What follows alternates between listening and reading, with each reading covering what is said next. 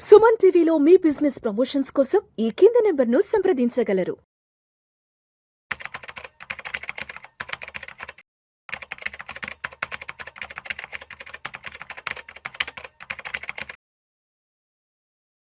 Sir Chakradhar గారు నమస్తే sir. నమస్తే అండి.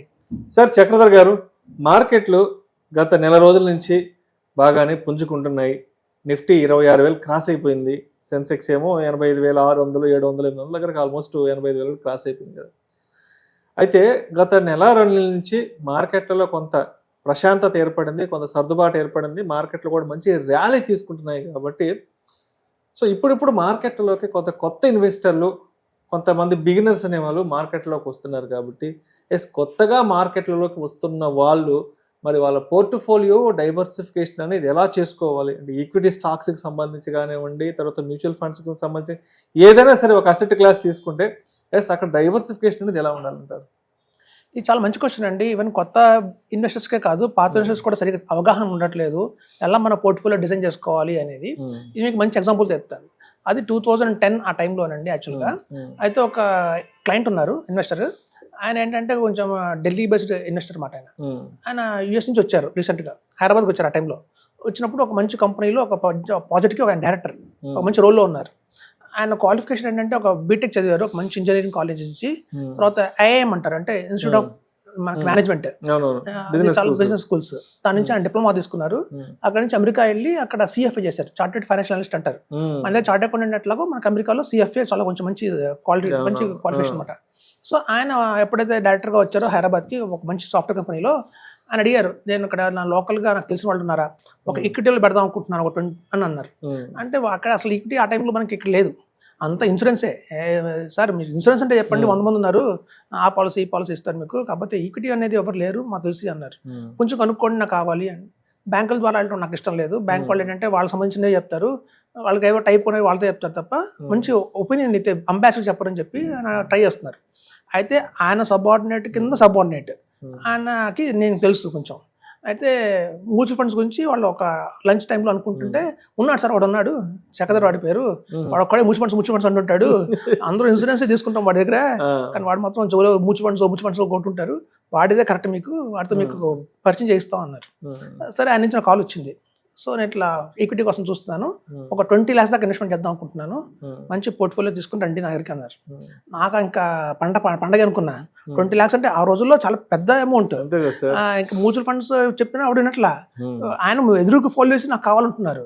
ఇంకా ఇట్లాంటి క్లయింట్స్ మనకు దొరకరు కాబట్టి అసలు మనం బ్రహ్మాండమైన పోర్ట్ఫోలియో ఇవ్వాల్సిందే అని చెప్పి ఆ రోజున డిసైడ్ అయిపోయి, అప్పట్లో ఏంటంటే మాకు వాల్యూ రిసెర్చ్ అని ఒక సైట్ ఉండేది, value research, mutual funds India, money control, ఇవన్నీ వెబ్సైట్స్ ఉండేవి. వీటిలో చూస్తే మనకి ఆ రోజున్న టాప్ బెస్ట్ ఫండ్స్ అని చెప్తాయి అవి.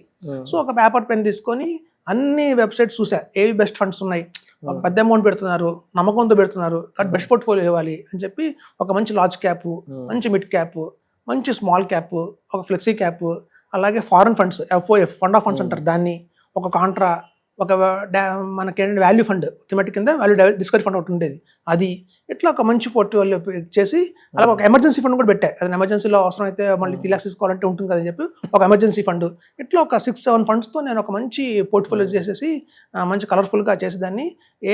ఎవరెవరు దానికి 5 star రేటింగ్ ఇచ్చారు, వాల్యూ రిసెర్చ్ ఏం చెప్తుంది దాని గురించి, మనీ కంట్రోల్ అని చెప్తున్నారు, అలా పక్కన అది కూడా రాసి ఫండ్ మేనేజర్ ఎవరు, ఆయనకి ఎంత ఎక్స్పీరియన్స్ ఉంది, ఒక బ్రహ్మాండమైన ప్రెజెంటేషన్ తయారు చేశారు. అది కూడా పెద్ద క్లయింట్, పైగా ఫారెన్ అటెండ్ అని చెప్పి వెళ్ళి ఒక ఫ్రైడే 2 o'clock అనుకుంటాను అపాయింట్మెంట్ ఇచ్చారు. సో వెళ్ళి ఇచ్చాను. ఆయన మొత్తం చూశారు, అంతా చూసి చించి డస్ట్బిన్లో పెట్టేశారు. నాకు అర్థం కాల, ఇంత బ్రహ్మాండమైన పోర్ట్ఫోలియో చేశాను నేను, అట్లీస్ట్ అందులో లార్జ్ క్యాప్ ఉంది, మిడ్ క్యాప్ ఉంది, స్మాల్ క్యాప్ ఉంది, ఫ్లెక్సీ క్యాప్ ఉంది, అన్నీ ఉన్నాయి, ఫండ్ ఆఫ్ ఫండ్ కూడా ఉంది, ఇంకా అలాగే మనకి ఎమర్జెన్సీ ఫండ్ కూడా పెట్టా. ఇంతకన్నా పోర్ట్ఫోలియో ఎవరు గీయలేరు. ఇదే డాక్టర్, ఇంకో ఇంజనీరో, ఇండస్ట్రియలిస్ట్ అయితే బ్రహ్మాండంగా సంతకం ఇచ్చేసి చక్కలు ఇచ్చేసేవాడు, ఈయనంటే అలా చేశాడు అనుకున్నా. ఆయన ఏమంటే, అసలు మీకు పోర్ట్ఫోలియో డిజైన్ చేయడం వచ్చా అన్నారు. అదేంటి సార్ బాగానే ఉంది కదా అన్న. నాకు అర్థమైంది, ఓకే ఇక్కడ ఈక్విటీ మార్కెట్ మీద ఎవరికి అవగాహన లేదు, వీడికి లేదంటే అది ఎవరు తీసుకోవట్లేదు కాబట్టి పెద్ద అవగాహన లేకపోవచ్చు, మీకు ఒక మంచి ఎగ్జాంపుల్ చెప్తాను అన్నాడు ఆయన. ఆ రోజు ఆయన చెప్పిన ఎగ్జాంపుల్ ఏంటంటే, ఇప్పుడు మీకు మ్యాథ్స్ ఉంది అనుకోండి సార్, మ్యాథ్స్లో ఏముంటాయి, trigonometry, algebra, geometry, logarithms, calculus అలా ఉంటాయి. సో మ్యూచువల్ ఫండ్స్ అనేది ఒక మ్యాథ్స్ సబ్జెక్ట్ అయితే ఆ సబ్జెక్ట్లో ఎలా అయితే టాపిక్స్ ఉంటాయో ఇవన్నీ దాని కిందకే వస్తాయి. Large cap, mid cap, small cap ఇవన్నీ కూడా ఒక టాపిక్స్ చాప్టర్స్ లాంటివే. ఆల్ టుగెదర్ ఒక మ్యూచువల్ ఫండే. మనం దాన్ని డెఫినేషన్ చేయట్లా. ఇప్పుడు చూడండి, ఒక ఇంటర్మీడియట్ వెళ్ళాలనుకోండి, ఇంటర్లో ఏముంటాయి, మ్యాథ్స్, ఫిజిక్స్, కెమిస్ట్రీ 3 పాస్ అయితేనే సర్టిఫికేట్ మీకు. ఈవెన్ గ్రాడ్యుయేషన్లో కూడా మ్యాథ్స్, ఫిజిక్స్, కెమిస్ట్రీ 3 చదివితేనే మీకు గ్రాడ్యుయేషన్ సర్టిఫికేట్ వస్తుంది. సో అట్లాగే ఆయన చెప్పింది ఏంటంటే ఆ రోజు నాకు మ్యూచువల్ ఫండ్స్ అనేది ఒక కేటగిరీ. అంటే మేము చెప్పే 20 lakhs పెడదాం అనుకుంటున్నానో మ్యూచువల్ ఫండ్స్లో ఒక 5 lakhs పెట్టచ్చు. మిగతా రిమైనింగ్ బ్యాలెన్స్ ఏదైతే ఉందో ఒక పిఎంఎస్లో పెట్టాలి. ఆ రోజు కూడా పిఎంఎస్ ఉంది, మాకు అంత అవగాహన లేదు. సో పిఎంఎస్లో పెట్టాలి. సో పిఎంఎస్ గురించి చదువుకొని రండి అని చెప్పాడు నాకు. సో అప్పుడు వెళ్ళి నేను పిఎంఎస్ గురించి అసలు ఏంటి, పిఎంఎస్లో ఏమి ఉన్నాయి అని చదువుకొని ఆ రోజులో వచ్చాయి. సో పిఎంఎస్లో 2 రకాలు ఉన్నాయి ఆ రోజుల్లో. ఒకటి రియల్ ఎస్టేట్ సంబంధించిన పిఎంఎస్ ఉంది. అంటే మన దగ్గర తీసుకుంటే 5 lakhs వాళ్ళు ఆ రియల్ ఎస్టేట్ పిఎంఎస్ ఏం చేస్తారంటే 1 lakh పూణేలో ఇన్వెస్ట్మెంట్ చేస్తారు, 1 lakh బెంగళూరులో పెడతారు, 1 lakh చెన్నై, 1 lakh హైదరాబాద్ అట్లా డిస్ట్రిబ్యూట్ చేస్తారు అన్నమాట దాన్ని. సో అదొక పిఎంఎస్ ఉండేది, రియల్ ఎస్టేట్ పిఎంఎస్. సో తర్వాత ఆయన ఏంటంటే 10 lakhs మ్యూచువల్ ఫండ్స్, 5 lakhs మామూలు ఈక్విటీ పిఎంఎస్, ఒక 5 lakhs మనకి రియల్ ఎస్టేట్ సంబంధించిన పిఎంఎస్ పెట్టారు. అలా ఇస్తే ఆయన సాటిస్ఫై అయ్యి వెంటనే ఇన్వెస్ట్మెంట్ చేశారు.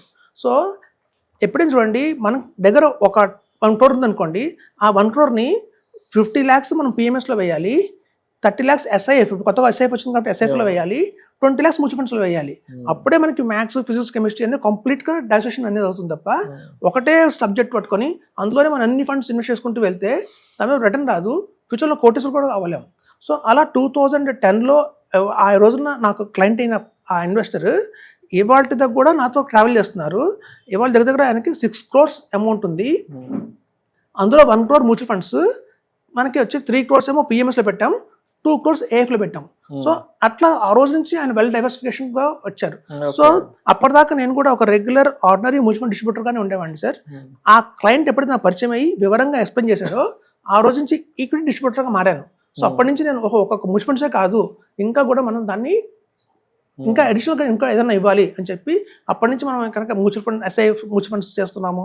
అలాగే కొంతమందికి ఎవరికైతే అంత అమౌంట్ లేదు వాళ్ళకి స్మాల్ కేసెస్ రికమెండ్ చేస్తాను. సో ఇప్పుడు కూడా ఒక 10 lakhs ఉంది అంటే 5 lakhs mutual funds, 5 lakhs small case, అది పర్ఫెక్ట్. మన దగ్గర ఒక 50 lakhs ఉంది అనుకోండి, 10 lakhs SIF, 10 lakhs mutual funds, కొంత స్మాల్ కేసు, అలా కనుక డిజైన్ చేసుకుంటే పర్ఫెక్ట్ పోర్ట్ఫోలియో అవుతుంది. ఈవెన్ నా దగ్గర వస్తున్నారు రీసెంట్గా, సార్ మేము గ్రో యాప్లో కొన్నాము, 1 crore దాకా నా వాల్యూ ఉంది, జీరోదాలో కొన్నాను, 2 crores దాకా వాల్యూ ఉందని వస్తున్నారు దగ్గరికి. చూస్తే మొత్తం మ్యూచువల్ ఫండ్స్లోనే ఉంది. అది ఎప్పుడు సరే కరెక్ట్గా కాదు. 1 crore ఉంది అంటే దాన్ని కొంత భాగమే మ్యూచువల్ ఫండ్స్, కొంత ఎస్ఐఎఫ్, కొంత పిఎంఎస్, 2 crores ఉందంటే ఒక ఏఎఫ్ కూడా పెట్టుకోవచ్చు. సో ఎప్పుడైనా అట్లా కనుక మనం డిజైన్ చేసుకుంటే పోర్ట్ఫోలియోని చాలా బాగా రిటర్న్స్ వస్తాయి. ఈ ఇన్వెస్టర్ మీ నమ్మరు, కేవలం పిఎంఎస్ మీదే. ఆ రోజు ఫస్ట్ నేను ఇచ్చిన పిఎంఎస్ ఆల్చిమ్ని పిఎంఎస్ కానివ్వండి, ఆస్క్ పిఎంఎస్ కానివ్వండి, చాలా బాగుండేవి. సో అవన్నీ కూడా మార్చుకుంటూ మధ్యలో యాంబెట్ కాఫీ క్యాను అట్లా మీరు నంబరు ఒక పిఎంఎస్ నుంచి ఒక పిఎంఎస్ అలా మార్చుకుంటూనే 4 crores పెట్టి విలాగ ఉన్నారు. ఏమీ వితౌట్ ఎనీ లోన్ లేకుండా ఈ పిఎంఎస్ మీద వచ్చిన అమౌంట్స్తోనే వాళ్ళు కొంతగా ఇంకా ఇన్వెస్ట్మెంట్ చేసుకుంటూ వచ్చి పెంచుకుంటూ వచ్చి అట్లా విలాస్ కొనుక్కున్న వాళ్ళు ఉన్నారు. సో అదండి బ్యూటీ ఏంటంటే కేవలం మ్యూచువల్ ఫండ్స్ మీదకే కాకుండా స్ప్రెడ్ చేసుకోవాలి. అది ఒక సబ్జెక్ట్ లాంటిది, మ్యూచువల్ ఫండ్స్ అనేది ఒక సబ్జెక్ట్ లాంటిది అంతే. మనకి అడిషనల్గా ఫిజిక్స్, కామర్స్ ఎలా ఉన్నాయో ఎస్ఐఎఫ్, పిఎంఎస్ కూడా సబ్జెక్ట్ లాంటివే. అలా కంప్లీట్గా మన ఇన్వెస్ట్మెంట్ని డిస్ట్రిబ్యూట్ చేస్తేనే అన్నింటిలోనూ మనకి మార్కెట్ పడ్డా కూడా సేఫ్గా ఉంటాము. ఈ మధ్య చూస్తారు మీరు, మార్కెట్ చాలా డౌన్ఫాల్ అయింది. అలా డౌన్ఫాల్ అయిన మార్కెట్లో కూడా చూస్తే కేవలం మనకి పిఎంఎస్ పడింది కేవలం 2% పడ్డాయి, 2%, 5% పడ్డాయి. మిగతా అదర్స్ మనకి మంచి మిడ్ క్యాప్స్ కూడా -10, -15 దాకా పడిపోయినాయి మ్యూచువల్ ఫండ్స్లో. ఇప్పుడు యాక్చువల్గా ఏంటంటే పోర్ట్ఫోలియో అనగానే జనాలందరూ అనుకుంటారంటే లార్జ్ క్యాప్లో పెట్టాలి, మిడ్ క్యాప్లో పెట్టాలి, అలా కాదండి. ఎప్పుడైనా మ్యూచువల్ ఫండ్స్ గుర్తుంచుకోండి, 10-year బేసిస్ ఇన్వెస్ట్మెంట్ చేయాలి. సపోజ్ మీరు 1 yearకే ఇన్వెస్ట్ చేస్తున్నారంటే లిక్విడ్ ఫండ్స్ పెట్టుకోవాలి. 3 years ఇన్వెస్ట్మెంట్ చేస్తున్నామంటే బ్యాప్ అంటే మనకి బ్యాలెన్స్ అడ్వాంటేజ్ ఫండ్స్ పెట్టుకోవాలి. 5 years అండ్ అబోవ్ ఉంటే మొత్తం ఈక్విటీలో పెట్టాలి. ఒకటి గుర్తుంచుకోండి సార్, ఒకటి మ్యూచువల్ ఫండ్స్ కొత్తగా వచ్చి బిజినెస్ చెప్తున్నాను, మీరు కనుక హార్జన్ 5 years ఉంది అంటే 5 years నేను ఉంటాను పెట్టిన దగ్గర నుంచి అంటే మాత్రం ఈక్విటీలో రిస్క్ అనేది 0 అవుతుంది. సో ఎప్పుడైతే 5 years ఆర్జిన్ ఉన్న వాళ్ళందరికీ కూడా ఈక్విటీ 0 రిస్క్ ఉంటుంది కాబట్టి ఇంకా లార్జ్ క్యాప్ వెళ్ళక్కర్లేదు, బిజినెస్ అడ్వాంటేజ్ ఫండ్స్కి వెళ్ళక్కర్లేదు, బ్యాలెన్స్ అడ్వాంటేజ్ ఫండ్స్కి వెళ్ళక్కర్లేదు, మల్టీసెట్ ఫండ్ పెట్టక్కర్లేదు, ఇవేం అక్కర్లేదు యాక్చువల్గా. ఎందుకంటే వాళ్ళ ఆర్జిన్ 5+ ఉన్న వాళ్ళందరికీ కూడా అసలు 0 అనేది ఈక్విటీలో ఎప్పుడు 0 రిస్కే ఉంటుంది. అది పిఎంఎస్ కావచ్చు, ఎస్ఐఎఫ్ కావచ్చు, ఏఎఫ్ కావచ్చు, మ్యూచువల్ ఫండ్స్ కావచ్చు. కాబట్టి అలా చేసుకోవాలండి డైవర్సిఫికేషన్ అనేది. కేవలం మ్యూచువల్ ఫండ్స్లో మాత్రమే పెట్టుకుంటే మాత్రం అల్టిమేట్గా మనకి కోర్స్ అయితే రావు. తెలుసుకొని ఎడ్యుకేట్ చేసుకోవాలి. మనకు ఒక సామెత కూడా ఉంది ఇంగ్లీష్లో, ఎక్కువ more you learn more you earn అంటారు. అంటే మనం ఎంత చదువుకుంటే అంత నాలెడ్జ్ వస్తుంది, అంత డబ్బులు వస్తాయి. సో కాబట్టి మన తెలుసుకోవాలి. ఇన్వెస్టర్స్ కూడా కొంత ఏదో చెప్పారులే అని ఇన్వెస్ట్మెంట్ చేయకుండా వాళ్ళకు కూడా సొంత నాలెడ్జ్ పెంచుకుంటే మాత్రం ఎక్సలెంట్ రిటర్న్స్ అయితే తీసుకొచ్చని చెప్తున్నాను. థ్యాంక్స్ అండి. Right sir. Thank you sir. Thank you so much Akhtar గారు. Thank you.